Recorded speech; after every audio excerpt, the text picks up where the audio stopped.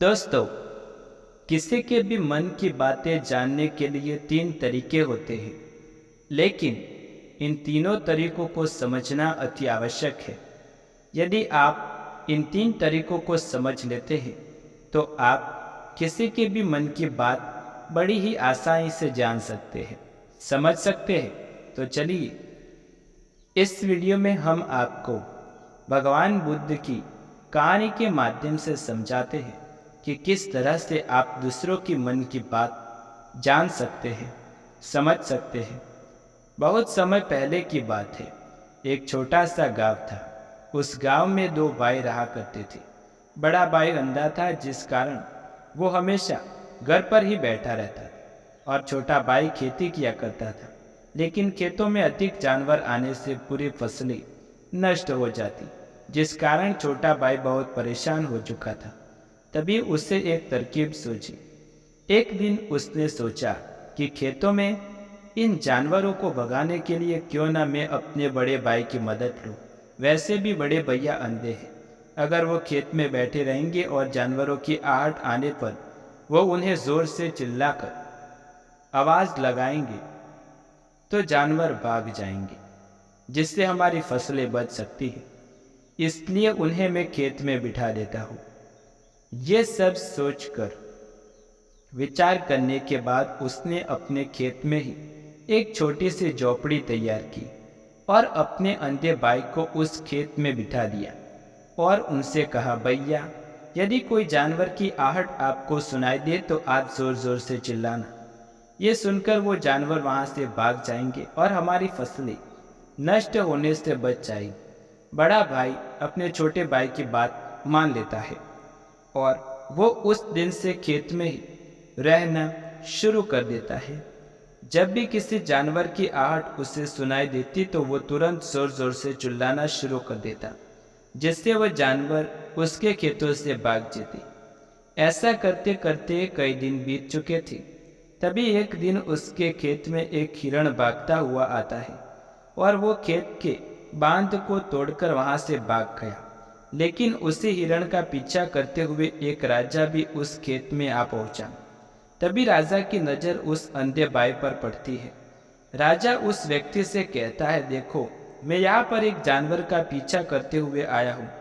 क्या तुमने उस जानवर को यहाँ पर देखा?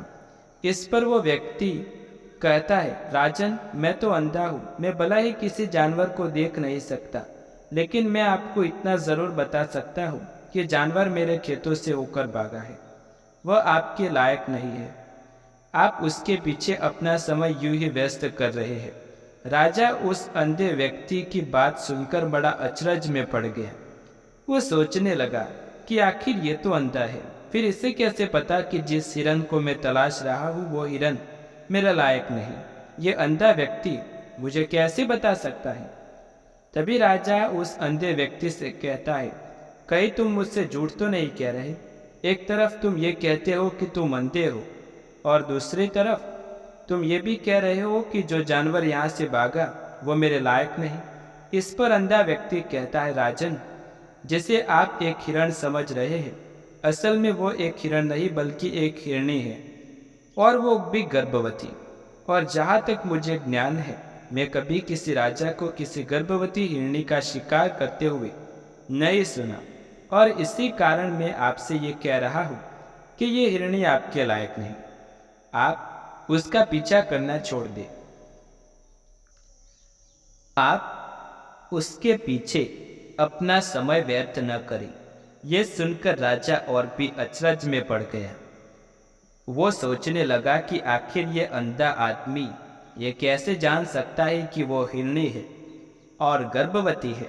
राजा कुछ देर सोच विचार करने के बाद अपने सेनापति से कहता है, सेनापति जी, मुझे वो जानवर जिंदा चाहिए, क्योंकि मुझे ये पता करना है कि क्या वो हिरणी है और वो क्या गर्भवती है, क्योंकि ये अंधा आदमी बहुत विश्वास के साथ कह रहा है और मुझे इस बात की पुष्टि करनी है। यदि ये हिरणी हुई और गर्भवती हुई, वो हमारे शिकार के लायक नहीं है, क्योंकि हम तो एक हिरण का पीछा कर रहे थे। इसलिए जाओ और पता करो कि क्या वो हिरणी है। सेनापति राजा से आज्ञा लेकर आगे की ओर बढ़ता चलता है और कुछ देर बाद जब वापस लौट कर आता है तो वह राजा से कहता है, हे राजन, इस अंधे आदमी ने जो भी बातें कही वो बिल्कुल सही है। वो एक हिरणी है और वो गर्भवती है। ये सुनकर राजा आश्चर्यचकित रह गया। उसे समझ नहीं आ रहा था कि आखिर अंधा आदमी कैसे पता कर सकता है कि वो जानवर एक हिरणी है और वो भी गर्भवती। भला एक अंधा आदमी ये कैसे जान सकता है? आखिर इसे ये कैसे पता चला? ऐसे कई सारे प्रश्न अब राजा के मन में उमड़ने लगे। अब राजा ने यह ठान लिया कि मुझे इस बात की तह की तक पहुंचना है। आखिर ये अंधा आदमी कैसे जानता है कि ये जानवर एक हिरणी है? ये सोचकर राजा उस अंधे आदमी के पास जाता है और उस अंधे आदमी से कहता है, देखो, मैं ये तो नहीं जानता कि तुम सचमुच अंधे हो या नहीं, लेकिन मैं तुमसे एक बात जानना आया हूँ। क्या तुम मेरे प्रश्न का सही जवाब दोगे? इस पर अंधा व्यक्ति कहता है, राजन, आप जो कुछ पूछना चाहते हैं मुझसे पूछ सकते हैं। मैं आपको बिल्कुल सच सच जवाब दूंगा। इस पर राजा कहता है, देखो, एक तो तुम कहते हो कि तुम अंधे हो और दूसरी तरफ तुमने ये बता दिया कि जिस जानवर का पीछा कर रहा था वो एक हिरनी थी और तो वो गर्भवती। आखिर तुम्हें ये पता कैसे चला? तुम्हारे खेत में और भी जानवर आते होंगे ना, और भी तो जानवर यहाँ से गुजरते हैं, फिर तुम ये कैसे अंदाज़ा लगा सकते हो? तभी अंधा व्यक्ति राजा से कहता है, राजन, आप जिस हिरणी का पीछा कर रहे थे वही हिरणी जब मेरे खेत में आई, उसकी रफ्तार और उसके भागने की आहट से मुझे ये एहसास हो चुका था कि वो एक हिरणी है और मेरे खेत की जो बांध है वो बहुत छोटी है, उसकी ऊंचाई ज़्यादा नहीं। यदि कोई हिरण होता तो बांध को बड़ी आसानी से लांघ जाता, लेकिन वो हिरणी इस बांध को तोड़कर भागी है और यदि इस बांध को छलांग लगाकर पार करने का प्रयास करती तो इससे उसके बच्चे को खतरा होता और इसी बात में पता लग गया कि वो गर्भवती है। इस कारण ये ज़्यादा ऊंची छलांग लगाकर मेरे खेत के बांध को तोड़ते हुए भाग गई। इस पर राजा के मन में एक प्रश्न उठा। राजा ने कहा, किंतु तुम्हें कैसे पता चला कि वो एक हिरणी है? और भी तो कोई जानवर यहाँ पर आते हैं। इस पर वो अंधा व्यक्ति कहता है, राजन, मैं पूरा दिन सुबह शाम यहीं पर बैठा रहता हूँ और मेरी सुनने की शक्ति बहुत तेज है। मैं ये बात जानता हूँ कि कौन सा जानवर मेरे खेत में आया है और उसी के आधार पर मैं जोर जोर से चिल्लाता हूँ ताकि वो मेरे खेतों से भाग जाए और मेरे खेतों की फसलों को नष्ट न कर पाए।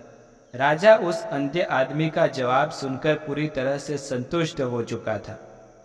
वो मन ही मन सोच रहा था कि आदमी भले ही अंधा हो लेकिन ये तो बड़ा ज्ञानी मालूम पड़ता है। इस आदमी से कुछ न कुछ तो काम निकलवाना ही चाहिए।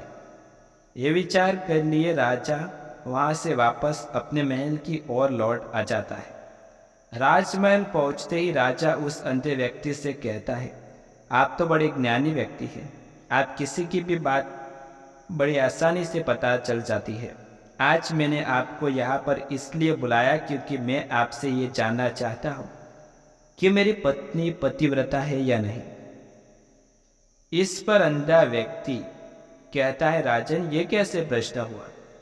इस पर राजा कहता है, मैंने आपसे बिल्कुल उचित प्रश्न किया है, मुझे इस प्रश्न का उत्तर दीजिए। इस पर अंधा व्यक्ति कहता है, राजन, ये सारी बातें जाने दीजिए। आपकी शादी को इतने साल बीत चुके हैं और अब आप ये बात क्यों जानना चाहते हैं? आपके मन में ऐसे प्रश्न क्यों उठ रहे हैं? इस पर राजा जिद करते हुए कहता है, देखिए, आपको मुझे इस प्रश्न का उत्तर तो देना होगा। यदि आप मुझे इस प्रश्न का उत्तर नहीं दे पाए तो मैं आपको मृत्यु दंड दे दूंगा। राजा के मुख से ये बात सुनकर अंधा व्यक्ति राजन से कहता है, राजन, यदि आप इस प्रकार का उत्तर चाहते हैं तो इसके लिए आपको मेरा एक काम करना होगा। राजा कहता है, बोलो, मुझे क्या काम करना होगा? इस पर व्यक्ति कहता है, इसके लिए आपकी पत्नी को मेरा साथ कमरे में अकेले छोड़ना होगा। उस अंधे व्यक्ति की बात सुनकर राजा पहले तो क्रोधित हो जाता है, लेकिन फिर कुछ सोच विचार करने के बाद उस व्यक्ति की बात मान लेता है और सेनापति को आदेश देता है, सेनापति जी, उस व्यक्ति को मेरी पत्नी को एक कमरे में कुछ देर के लिए अकेला छोड़ दो। सेनापति बिल्कुल वैसा ही करता है। अब राजा की पत्नी और अंधा आदमी एक कमरे में बंद हो चुके थे। तभी वो अंधा आदमी राजा की पत्नी से कहता है, मुझे आपको छूना है। इस बार पत्नी अत्यधिक क्रोधित हो जाती है और उस अंधे आदमी को वो पकड़कर पीटने लगती है। तभी हाथों से तो कभी लातों से, कभी पटक पटक कर इस तरह उन्होंने उस अंधे आदमी की खूब पिटाई। उसके बाद किसी तरह से वो अंधा आदमी अपनी जान बचाकर वहाँ से भाग निकला और वो राजा के पास पहुँचता है और राजा से कहता है, हे राजन, आपकी पत्नी पतिव्रता नहीं है। यह बात सुनकर राजा अत्यधिक क्रोधित हो उठा और राजा अपनी तलवार निकालकर सीधा अपनी पत्नी की ओर जाता है और क्रोधित होकर अपनी रानी से कहता है, रानी जी, आज मैं जो भी सवाल आपसे करने वाला हूँ उसका मुझे सच सच जवाब दीजिएगा, और यदि आपने एक शब्द भी झूठा कहा तो मैं आपको अभी के अभी सर धड़ से अलग कर दूंगा। तभी आगे वो राजा कहता है, मुझे बताइए, क्या आप पतिव्रता है या नहीं? इस पर रानी कहती है, राजन, आप भले ही मुझे जान से मरवा दीजिए, लेकिन मैं पतिव्रता नहीं। राजा ये बात सुनकर बहुत खुश हुआ, क्योंकि उससे अंधे आदमी ने जो भी कहा था वो बिल्कुल सच था। यह बात सुनकर तुरंत ही राजा उस आदमी के पास पहुंचा और आकर उस अंधे आदमी से कहा, तुम्हें कैसे पता चला कि मेरी पत्नी पतिव्रता नहीं? इस पर वो अंधा आदमी कहता है, राजन, बड़ी सीधी बात, मैंने तो आपकी पत्नी से बस इतना कहा था कि मुझे आपको छूना है, और इस बात पर वो इतना क्रोधित हो उठे कि उन्होंने गुस्से में आकर मुझे लात घूंसों से पीटना शुरू कर दिया। और भला कोई औरत मर्द को कैसे छू सकती है? लेकिन उन्होंने आव न देखा ताव न देखा, बस लात घूंसे मुझ पर बरसाने शुरू कर दिए। वो भी तो एक छूना ही हुआ, और एक पतिव्रता नारी कभी किसी पराये मर्द को नहीं छूती। जब मैंने उसे छूने के लिए कहा तो वो उसे वक्त मुझे मना कर सकती थी, लेकिन उन्होंने तो मुझे पीटना शुरू कर दिया, और देखते ही देखते उन्होंने मेरे पूरे शरीर को छू लिया। अब आप ही बताइए, ऐसी स्त्री भला पतिव्रता कैसे हो सकती है? इस पर राजा कहता है, तुम तो बड़े ज्ञानी मालूम पड़ते हो। अच्छा ठीक है, चलो तुम मेरे एक प्रश्न का और जवाब दो। यदि तुमने मुझे इस प्रश्न का सही जवाब दिया तो मैं तुम्हें यहाँ से जाने दूंगा। आगे राजा उस अंधे आदमी से कहता है कि तुम मुझे ये बताओ, क्या सच में अपने पिताजी का ही बेटा हो या फिर किसी और का? इस पर अंधा भी कहता है, हे राजन, इस बात से आपका क्या लेन देन देता? आप किसी की भी औलाद हो, आखिर आप हो तो इस राज्य के राजा, इसलिए इस प्रश्न को जाने दीजिए। लेकिन राजा कहता है, नहीं नहीं, मुझे इस प्रश्न का सही सही जवाब चाहिए, अन्यथा यह प्रश्न मुझे हमेशा परेशान करता रहेगा। इसलिए मैं इसका सही सही जवाब जानना चाहता हूँ। यदि तुम इसका सही सही जवाब दे देते हो तो तुम यहाँ से जा सकते हो, मैं तुम्हें नहीं रोकूंगा। इस पर वो अंधा आदमी कहता है, राजन, इसके लिए तो मुझे आपकी माँ के पास भी जाने की कोई आवश्यकता नहीं है। मैं आपको भी अभी बता सकता हूँ कि आप किसकी औलाद है, लेकिन उससे पहले मैं चाहता हूँ कि आप मुझसे एक वादा करें कि आप मुझ पर क्रोध नहीं करेंगे। राजा ने कहा, मैं तुमसे वादा करता हूँ, मैं तुम पर क्रोध नहीं करूँगा। इसके बाद वो अंधा आदमी राजा से कहता है, राजन, आप तो अपने ही पिता के पुत्र, लेकिन आप पर एक कंजूस सेठ की छाया पड़ी हुई है। ये सुन राजा बहुत क्रोधित उठा और वो तुरंत तलवार निकालकर अपनी माँ के पास पहुंचा। वहाँ पर पहुंचने के बाद अपनी माँ से कहता है, माँ, मुझे सच सच बताइए, क्या मैं अपने ही पिता का पुत्र हूँ या नहीं? यदि आपने मुझे सही सही नहीं बताया तो यहीं पर अपने प्राण त्याग दूंगा। मुझे बताओ, क्या सच है? इस पर उस राजा की माँ कहती है, बेटा, तो अपने ही पिता का पुत्र है, लेकिन तुम्हारे ऊपर एक कंजूस सेठ की छाया पड़ी हुई है। जब मैं एक बार नहाने के बाद अपना मुंह आईने में देख रही थी, तभी उस कांच के पीछे मुझे एक कंजूस सेठ नजर आता है और उसी की छाया तुम पर पड़ चुकी है। ये सुन राजा बहुत खुश हो जाता है और वो तुरंत दौड़ा दौड़ा वापस उस अंधे आदमी के पास पहुंचता है और उस अंधे आदमी से कहता है, तुम्हें ये कैसे पता चला कि मुझ पर एक कंजूस सेठ की छाया पड़ी हुई है? इस पर वो आदमी कहता है, राजन, आपने मुझसे कई सारे सवाल पूछे जिनका जवाब मैंने आपको सही सही दिया। यदि कोई राजा होता तो मुझे इसके बदले ढेरों सारे इनाम मिल चुके होते, लेकिन अब तक आपने एक फूटी कौड़ी नहीं दी। इस बात से ही मैंने अंदाज़ा लगा लिया कि आप बहुत कंजूस हो। ये बात सुनकर राजा जोर जोर से हंसने लगा और कहता है कि आप जो भी मांगोगे वो मैं आपको अवश्य दूंगा, लेकिन मुझे ये बताओ कि तुम्हें कैसे पता चला कि कौन सी बात सही है और कौन सी बात गलत? तुम किसी भी बात का इतना सटीक और सही जवाब कैसे दे पाते हो? इस पर वो अंधा आदमी कहता है, राजन, मैं तो वैसे ही अंधा हूँ। यदि मेरी आंखें होती तो मैं किसी के भी मन की बात बड़ी सरलता से जान लेता।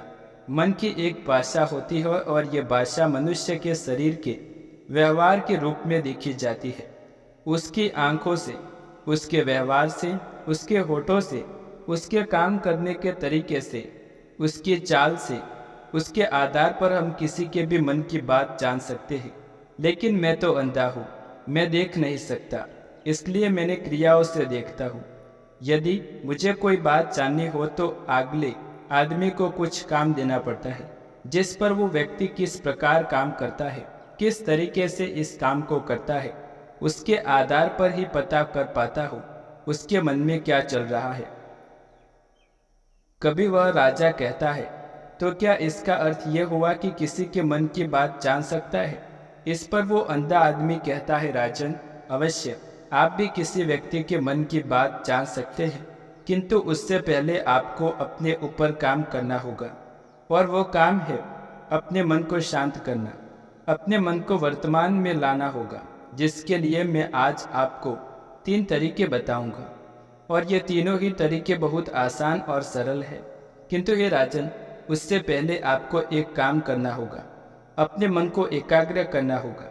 जब हम अपने मन को एकाग्र करते हैं, अपने मन को वर्तमान में लाते हैं, तो हम दूसरों के मन की बात जान सकते हैं और वर्तमान में ही लाना होगा, तभी आप सही होंगे। यदि हम अतीत में हुई घटनाओं के बारे में सोचकर जो अगला आदमी वर्तमान में सोच रहा है, वर्तमान में अपने मन में बात कर रहा है, कैसे जान पाएंगे? क्योंकि हम तो अतीत की घटनाओं में डूबे हुए हैं। इसलिए किसी के भी मन की बात जानने के लिए सबसे पहले हमें हमारे मन को एकाग्र बनाना होगा, उसे वर्तमान में लाना होगा। आगे व्यक्ति राजा से कहता है, राजन, जो 3 तरीके मैं आपको बताने वाला हूँ, इन तरीकों से बड़ी आसानी से किसी भी मन की बात जान सकते हैं। उसके बाद अंधा आदमी राजा से कहता है, जो सबसे पहला तरीका है आंखों पर ध्यान देना। किसी व्यक्ति से बात करते वक्त उसकी आंखों में देखना, उसकी आंखों पर ध्यान दे, जो सबसे ज़्यादा ज़रूरी है, क्योंकि आंखें बोलती नहीं पर बहुत कुछ कह जाती है। यदि हम किसी व्यक्ति की आंखों के इशारों को समझ सीख जाए, हम जान पाएंगे कि व्यक्ति के दिमाग में क्या चल रहा है। मेरे पास आंखें नहीं, लेकिन मैं उससे अपने गुरु की विद्या से सीखा, क्योंकि बहुत सालों पहले मेरे पास आंखें थी और मैं उस वक्त लोगों के मन की बात केवल उनकी आंखों से जान लेता। इसलिए यदि आप भी दूसरों के मन की बात जानना चाहते हैं, तो आपको आंखों पर जोर देना होगा। कब, कहाँ और किधर देख रहे हैं? यदि उसकी आंखें घूम रही है जब आप उससे बातें कर रहे हैं, वो इधर उधर मुड़ रहा है, कभी ऊपर तो कभी नीचे या आसपास, या फिर उसकी आंखें खुश नज़र आ रही है या फिर निराश नज़र आ रही है, तो जैसे कि चोर होता है, उसकी आंखें जब हम देखते हैं तो हमें पता चलता है अगले आदमी ने कोई गलती की है। ठीक उसी प्रकार उसके व्यवहार से और उसके काम करने के तरीके से हम पता लगा सकते हैं कि उसके मन में क्या चल रहा है। तो दोस्तों, कैसी लगी आपको हमारी ये कहानी? वीडियो में ज़रूर बताएं। मिलते हैं अगले वीडियो में एक नई कहानी के साथ। हमारे चैनल को सब्सक्राइब ज़रूर कर दीजिए। धन्यवाद।